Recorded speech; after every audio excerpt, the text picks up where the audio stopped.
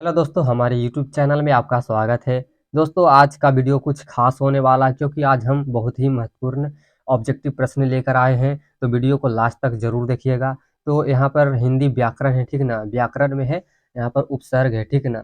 व्याकरण में कौन सा टॉपिक है? उपसर्ग है। उपसर्ग के हम बहुत ही महत्वपूर्ण ऑब्जेक्टिव प्रश्न को लाए हैं, ठीक ना। जो देखिए यहाँ पर पूछा गया है, 2021 में पूछा गया, यहाँ भी 2021 में पूछा गया। ये सब पूछा हुआ प्रश्न है, तो आप लोग अंत तक जरूर देखिएगा।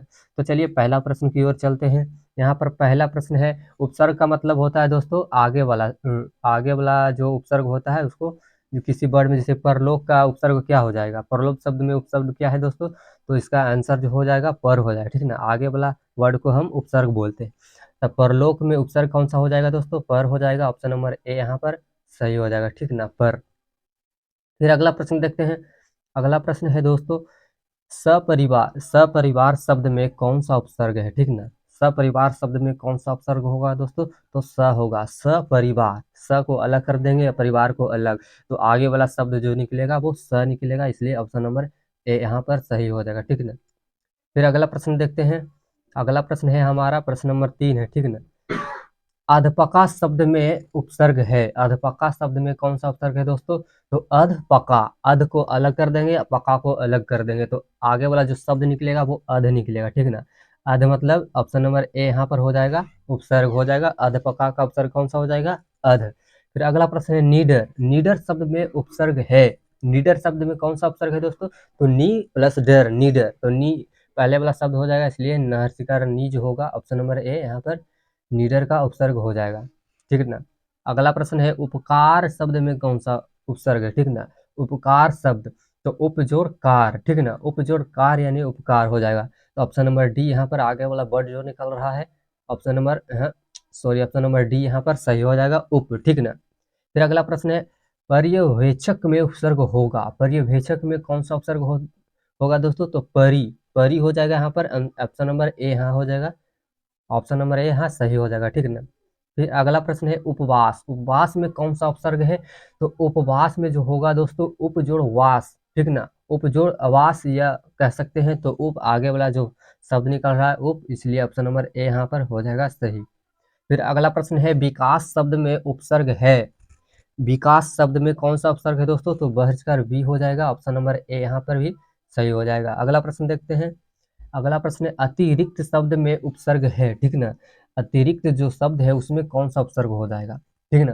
तो प्रश्न नंबर 9 का जो सही आंसर होगा दोस्तों, अति हो जाएगा, ऑप्शन नंबर बी यहाँ पर सही हो जाएगा, अति। अगला प्रश्न है, निवास शब्द में कौन सा उपसर्ग है? तो निवास में हो जाएगा नी, ठीक ना। नी हो जाएगा, ऑप्शन नंबर डी यहाँ पर देख रहे हैं। अगर आपको आता है दोस्तों तो आप कमेंट कर सकते हैं।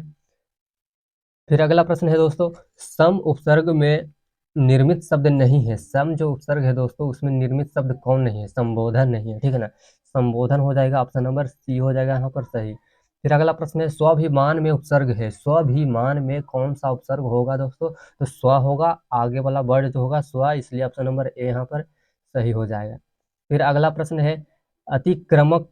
अतिक्रमण में उपसर्ग है दोस्तों। अतिक्रमण में कौन सा उपसर्ग हो जाएगा? तो अति हो जाएगा, ठीक है ना। ऑप्शन नंबर ए यहाँ पर, सी यहाँ पर सही हो जाएगा, ठीक है ना, अति। फिर अगला प्रश्न है, सुगंध में निहित उपसर्ग है। सुगंध में निहित उपसर्ग कौन सा हो जाएगा दोस्तों? तो आगे वाला वर्ड सहस्रकार सु हो जाएगा, यानी ऑप्शन नंबर सी यहाँ पर भी सही हो जाएगा। फिर अगला प्रश्न है, अभिव्यक्त। अभिव्यक्त शब्द में निहित उपसर्ग है। कौन सा उपसर्ग हो जाएगा दोस्तों? तो अभिव्यक्त में हो जाएगा अभी, ठीक ना। अभी यानी कि ऑप्शन नंबर ए यहाँ पर सही हो जाएगा। फिर अगला प्रश्न है, विनय शब्द में कौन सा उपसर्ग है दोस्तों? विनय, तो बहर्षिकार बी हो जाएगा, आगे वाला वर्ड जो हो जाएगा, तो ऑप्शन नंबर सी यहाँ पर भी सही हो जाएगा, ठीक ना। फिर अगला प्रश्न है दोस्तों, निर्भय शब्द में कौन सा उपसर्ग है? निर्भय, ठीक ना, क्या है दोस्तों? निर्भय, तो निर यहाँ पर आधार रा जो है ऊपर में दोस्तों, इसलिए नी और आधार रा निर हो जाएगा, ठीक है ना। अगला शब्द जो हो जाएगा दोस्तों निर, तो ऑप्शन नंबर ए यहाँ पर सही हो जाएगा। फिर है उद्भव। उद्भव शब्द में जो निहित उपसर्ग है वो कौन सा है, ठीक ना। उद्भव में उद हो जाएगा, ठीक ना। उद, ऑप्शन नंबर ए यहाँ पर सही हो जाएगा। फिर अगला प्रश्न देखते हैं दोस्तों। अगला प्रश्न है, अवलंब। अवलंब शब्द में निहित उपसर्ग कौन सा है, ठीक ना। अवलंब शब्द में कौन सा निहित उपसर्ग है दोस्तों? तो अब हो जाएगा, ऑप्शन नंबर बी यहाँ पर सही हो जाएगा, ठीक ना, अब। फिर अगला प्रश्न है, अपकर्म शब्द में निहित उपसर्ग है, तो अप हो जाएगा, ऑप्शन नंबर ए यहाँ पर सही हो जाएगा, ठीक है ना। फिर अगला प्रश्न है उद्घाटन शब्द में निहित उपसर्ग है, उद्घाटन, ठीक है ना। उद्घाटन शब्द में कौन सा निहित उपसर्ग हो जाएगा दोस्तों, उद हो जाएगा, ऑप्शन नंबर ए यहाँ पर सही हो जाएगा। फिर अगला प्रश्न है दोस्तों प्रख्यात में प्रयुक्त उपसर्ग है, प्रख्यात में कौन सा उपसर्ग हो जाएगा दोस्तों, तो प्र हो जाएगा, ठीक है ना। प्रख्यात में प्र हो जाएगा, ऑप्शन नंबर ए यहाँ पर सही हो जाएगा इसका। फिर अगला प्रश्न है प्रत्युत्पन्नित, ठीक है ना। प्रत्युत्पन्नित में मति में शब्द में कौन सा उपसर्ग हो जाएगा दोस्तों, तो यहाँ पर 23 का जो सही आंसर हो जाएगा प्रति हो जाएगा, ठीक है ना। प्रति हो जाएगा, ऑप्शन नंबर बी यहाँ पर सही हो जाएगा। फिर अगला प्रश्न देखते हैं भर पेट में कौन सा उपसर्ग हो जाएगा, भर पेट में भर हो जाएगा। फिर अगला प्रश्न है दोस्तों पुरातन में कौन सा उपसर्ग हो जाएगा, तो पूर हो जाएगा, ठीक ना, पूर, ऑप्शन नंबर बी यहाँ पर सही हो जाएगा, ठीक ना। फिर अगला प्रश्न है अज्ञान में कौन सा उपसर्ग होगा दोस्तों, अज्ञान, ठीक ना, अज्ञान, यानी कि आगे हो रहा है इसलिए आगे का लेटर जो हो जाएगा इसलिए सी इसका सही आंसर हो जाएगा, ठीक ना। अगला प्रश्न है किस शब्द में उपसर्ग नहीं है, किस शब्द में उपसर्ग नहीं है दोस्तों, तो ओढ़ना में उपसर्ग है नहीं है, ठीक ना, ओढ़ना में उपसर्ग नहीं है, ऑप्शन नंबर डी यहाँ पर सही हो जाएगा। फिर अगला प्रश्न देखते हैं, अगला प्रश्न है अवनत, अवनत शब्द प्रयुक्त उपसर्ग कौन सा, ठीक ना, अवनत में कौन सा उपसर्ग हो जाएगा दोस्तों, अब हो जाएगा, ऑप्शन नंबर सी यहाँ पर सही हो जाएगा, ठीक ना, अब।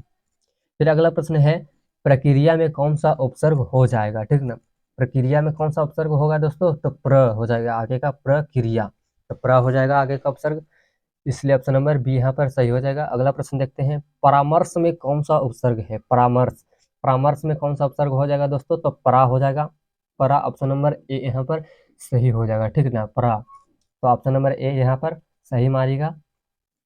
फिर अगला प्रश्न देखते हैं दोस्तों, अगला प्रश्न नहीं है यहाँ पर, लास्ट मेरा प्रश्न है।